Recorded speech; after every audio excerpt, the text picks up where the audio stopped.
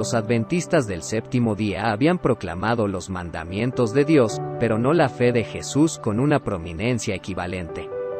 Se había hablado de ella, pero no se la había comprendido. Se la había pasado por alto y se la había tratado con indiferencia y descuido, de forma que no ocupaba la posición prominente que Dios había dispuesto. La ley de Dios carece de poder sin la fe de Jesús, dado que dicha fe implica más de lo que se suele suponer. Así, el tema real en Minneapolis era el propio plan de la salvación. Hacia el final del Congreso de la Asociación General, Waggoner escribió que uno de los temas principales en discusión era la ley y el Evangelio en sus varias relaciones, bajo la denominación general de justificación por la fe. Años más tarde, Elena White escribió la que es probablemente su declaración más conocida en relación con el mensaje de 1888. En ella encontramos un resumen confiable de los aspectos más específicos de ese precioso mensaje. En su gran misericordia el Señor envió un preciosísimo mensaje a su pueblo por medio de los pastores Waggoner y Jones. Este mensaje tenía que presentar en forma más destacada ante el mundo al sublime Salvador, el sacrificio por los pecados del mundo entero. Presentaba la justificación por la fe en el garante.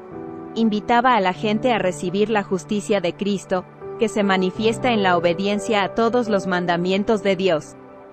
Muchos habían perdido de vista a Jesús.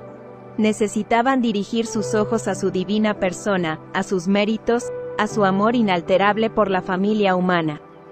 Todo el poder es colocado en sus manos, y Él puede dispensar ricos dones a los hombres, impartiendo el inapreciable don de su propia justicia al desvalido agente humano. Este es el mensaje que Dios ordenó que fuera dado al mundo. Es el mensaje del tercer ángel, que ha de ser proclamado en alta voz y acompañado por el abundante derramamiento de su espíritu. El exaltado Salvador ha de aparecer, sentado en el trono, para dispensar las inapreciables bendiciones del pacto. Cristo está intercediendo por la Iglesia en los atrios celestiales. A pesar de nuestra indignidad, siempre hemos de tener en cuenta que hay uno que puede quitar el pecado y salvar al pecador. Dios entregó a sus siervos un testimonio que presentaba con contornos claros y distintos la verdad como es en Jesús, que es el mensaje del tercer ángel. Este testimonio presenta la ley y el Evangelio, vinculando ambas cosas en un conjunto perfecto.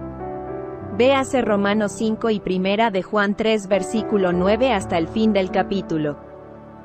Esta es precisamente la obra que el Señor ha dispuesto que el mensaje que Él ha dado a sus siervos realice en la mente y en el corazón de todo agente humano. Es la vida perpetua de la Iglesia el que sus miembros amen a Dios en forma suprema, y amen a los demás como se aman a sí mismos. Descuidad esta gran salvación, que ha sido mantenida ante vosotros durante años, despreciad esta gloriosa oferta de justificación por medio de la sangre de Cristo, y de santificación mediante el poder purificador del Espíritu Santo, y no quedará más sacrificio por el pecado, sino una horrenda expectación de juicio y de hervor de fuego. El centro de este mensaje era el exaltado Salvador, tanto en su naturaleza divina como humana. Presentaba al Salvador como poseyendo un amor inalterable que tomó la iniciativa para salvar a toda la familia humana. Su sacrificio por los pecados del mundo entero cumplió algo en favor de todo ser humano, y de no ser negado y despreciado, llevaría a la justificación por la fe en el garante. Quienes ejercitaran esa fe genuina iban a recibir la justicia de Cristo, que se manifiesta en la obediencia a todos los mandamientos de Dios. Eso se cumpliría mediante las inapreciables bendiciones del pacto, no del viejo pacto, sino del nuevo, en el que la ley queda escrita en el corazón.